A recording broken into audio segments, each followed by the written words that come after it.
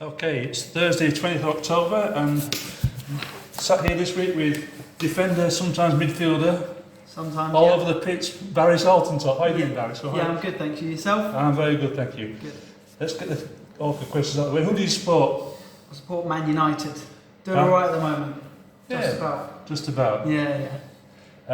Right, so you're born 29th September 2000, is that right? Yeah, that's so that right. makes it 22. Where were you born? Bury St Edmunds? There, St Edmunds, so you're not far from here. No. Okay. What I'm going to do, I'm just going to talk you through your career. Okay, So, some of this might be inaccurate because you know what Wikipedia is, right? Yeah. But I found it's at ages 6 to 8, so you're quite young when you're playing football for Debenham LC, Yeah, Debenham Football Club that was. Framlington Town. Yeah, that was the next team. So that's your Youth, Youth. well, proper. young Yeah. kid football. So, Yeah. then you get picked up by Ipswich. So tell me how you ended up going from that sort of level to Ipswich at age 12, I think it was. Yeah, it was 12 years old. I was playing for a manager called Baris Altintop, and he was a bit involved with Ipswich Town. I think he got a couple of scouts over to watch, and then I'd done a 6-week trial there, and then they took me on after about a 2-week trial, so Yeah. it wasn't too bad. And obviously Fram was just my local team. Barry was a good manager, helped me a lot, and then went into academy football, which was good. How did you find it going up to Ipswich from Framlingham? It's a step up. It was different, more hard work, more technical. You had to be more focused. Yeah. A bit more of a professional environment, but it was a good setup. Everything was done right there, and I spent a few years there. To be fair, Yeah. enjoyed my football, and yeah, it was a good time. And then I think following that, you came to Colchester. I did from Ipswich Town. When did I leave then? What does it say? 2015. Yeah, 2015, and then I went to Colchester that year straight after Ipswich, and that was more men's football. I was Yeah. playing more sort of 21s football at that point, 18s more, and that was good. That was more getting strength and everything like that, and I really enjoyed my time at Colchester. To be fair, met some good people, met some good players as well, Yeah. and it was a really good time. Excellent. And then I think you started a journey into non-league football with, was it Needham Market next? Yeah, it was Needham Market, so I went to. I didn't get no men's football there. It was an under 18 sort of thing. Yeah. I was only there for about 6 months or so, and then went to a Sudbury Academy. That was like a scholarship sort of thing, education. Yeah. Done that for 2 years. It was there, and in my second year, I broke into the first team and was captain that year. Was it 18? Yeah. Yeah, it was 18. And that was good. That was good. Needham Market. I was with Ricky Cornish, the manager there. He really helped me to pick up my ability on my men's football, and then went to Sudbury. And were you all this time always defensive minded? At that point, I was actually a centre midfielder. Right. So I was a centre midfielder at Needham. Colchester, I was a number 4. Sometimes played left back, right back. And then at about 16, 17, I started to grow, lose a bit of my speed. Yeah. But I've still got that. But yeah, I got a bit taller, and then went to Sudbury, and they changed me into a centre half. Right. So, yeah, that was summer's net, and you were captain of Sudbury. Yeah, I was. Yeah, I was the youngest captain to Sudbury, Captain Sudbury. So that was a good achievement for myself. Yeah. That was with Mark Morsley. He gave me the captain armband. Right. But yeah, he was a really good gaffer. He helped me a lot, and yeah, that was good. Good. And then I think it was Bury Town was up next, so a bit Yeah. close to home. Yeah, that was a bit tough. Sudbury didn't quite agree with it, but it was to help my career. Sudbury done really loads for me. Yeah.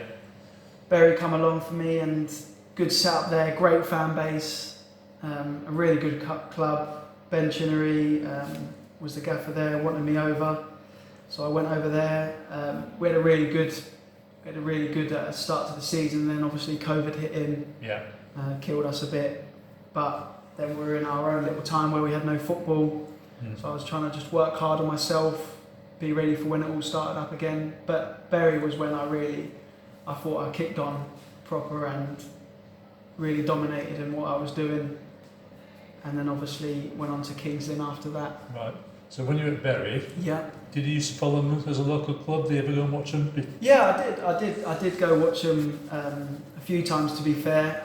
There was one game where I weren't playing for Sudbury or Bury, and they were playing against each other. Right. And that was a really good rivalry, to be fair. And I really enjoyed watching Bury because they were great fans. Yeah. And good gaffer there.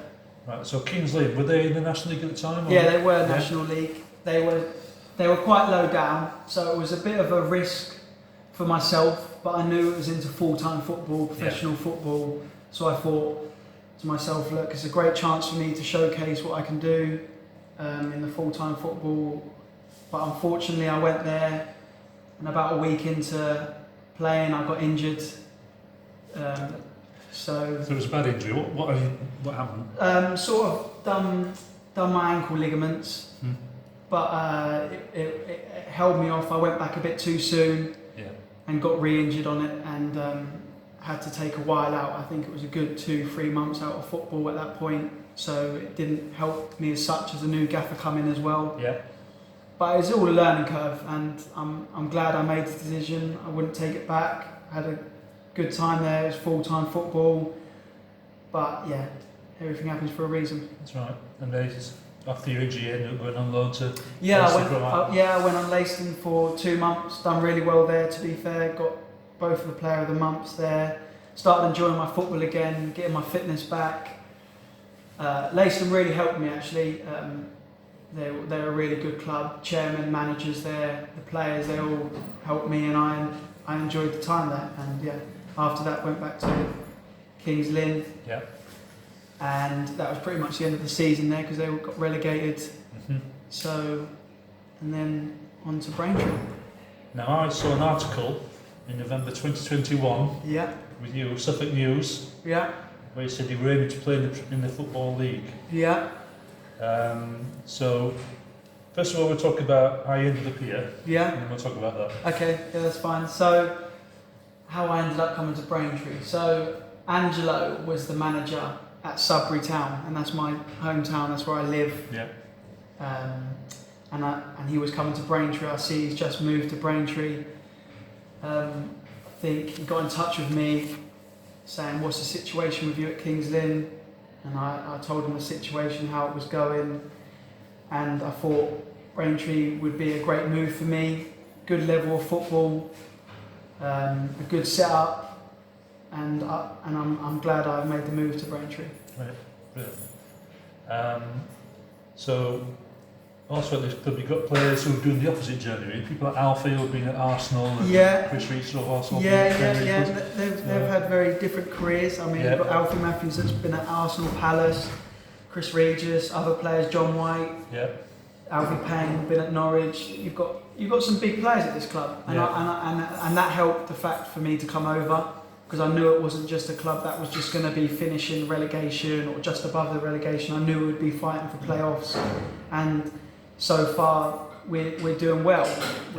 We're not set with what we're doing. We're still working hard. The gaffer's getting us in all the time. We're doing the right things, making it as professional as we can, and it's really going well so far. And we're only going to go up. So yeah. So going back to the thing about playing in the Football League, I mean, has Alfie spoken to you about the glory days were there with Arsenal and then his Braintree? So Alfie spoke to me about how he was at Arsenal and Crystal Palace. But like you said, one new manager can change something just like that, or one person that watches you and you have a really good game, you could get a move to the Football League. But it's not just about that. You've got to be professional. You've got to have the right mindset.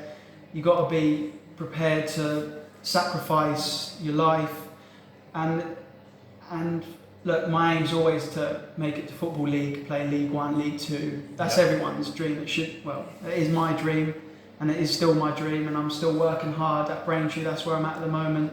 You don't know who's watching, so that's my aim still. Okay, so while you've been here, you've played probably all across the back four. You have, had a shot in midfield. Where do you like to play? Where do you think your strength relies? So definitely now, maybe back in when I was 16, 17, it could have been midfield or right back, left back, but now it's centre half. I'm dominant. I like talking. I like to run the game. I like to be aggressive. That's the way I play. I'm tall. I can cover, and definitely I think centre half's the position I will make it in. And but at the start of the season, it was tough. We had loads of centre halves. I'm quite versatile, so I can play right back, I can play left back, yeah. and if the gaffer says that he wants me to play right back or left back, I'll do it. Yeah. But for sure, centre half is my position and what I think I can do best at. And what's it like having a wily character like Jon White next to you? It's great to have Jon White next to me.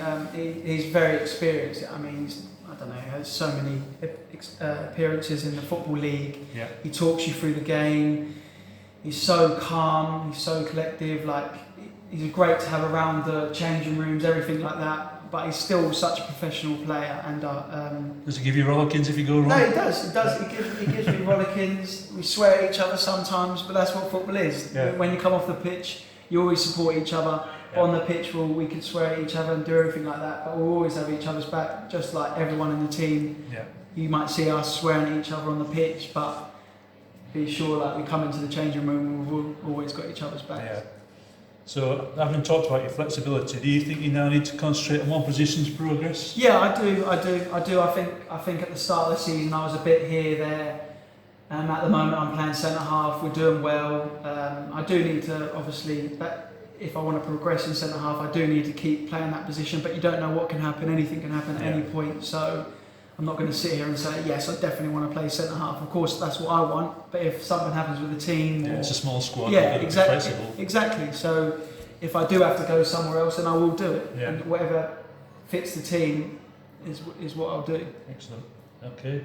Last Saturday. Right. Closing stages of the game, we get a penalty. Yeah. Baris has got the ball in his hand. Baris has got the ball in his hand for a long time.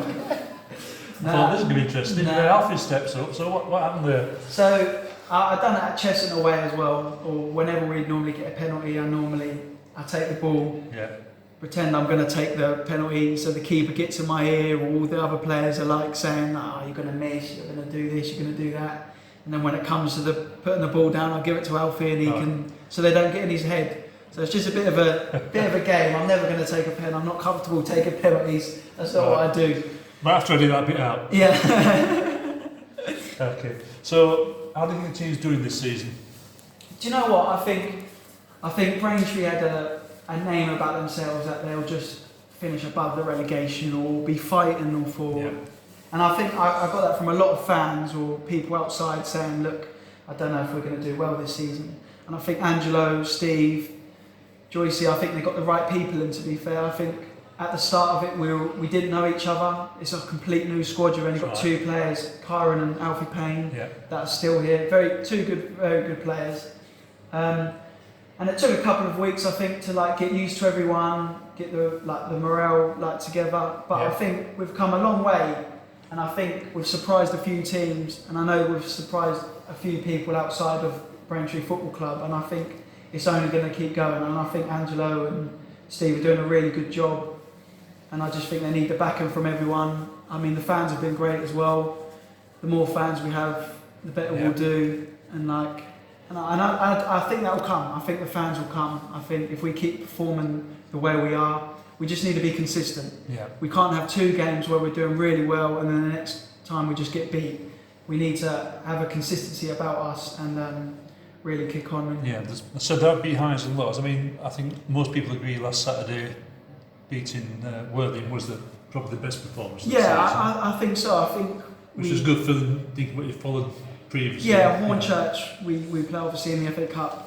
I mean, we've understand that we weren't good. We weren't good enough. We were second best all over the pitch. We didn't put our bodies on the line. We didn't work hard enough. And then obviously we've trained really hard Tuesday, Thursday, coming into Saturday. I think we were probably not favourites. I think Worthing were big favourites in that game, and we set up the way we wanted to, the way the gaffer wanted us to, and I think we really dominated in the second half especially. We really pushed on, looked like we were going to score a few goals. It could have been 3, 4, 5-1 to be fair at some points. And they were unbeaten away. And they were unbeaten away. So, and we're obviously unbeaten at our place. Yeah. And that's a stat that we want to keep as long as we can, because we want to be. This wants to be our fortress. No one comes here for an easy game. Yeah. We're going to be difficult to beat and score goals, hopefully. Which is completely different to how it was last season. Yeah. So, realistically, what do you think we can achieve this season? Look, I'm not going to be overconfident, but us as a team, we want to finish as high as we can. And look, we're in the playoffs at the moment. We're only a quarter way through the season, or however many games we are through the season. If we keep going the way we are, I think. Look, I'm going to say it, I think we can be in the playoffs. I think we can be in and around the playoffs, and that's what our achievement is, to be up there. We're not a team that wants to just finish 16th, 17th or 15th and be happy with that. We've got a team, we've got a manager, we've got everyone that backs us, and I'm sure we can do really well this season. Brilliant. Baris, brilliant. Thanks for your time. Lovely, thank you very much. Thank you.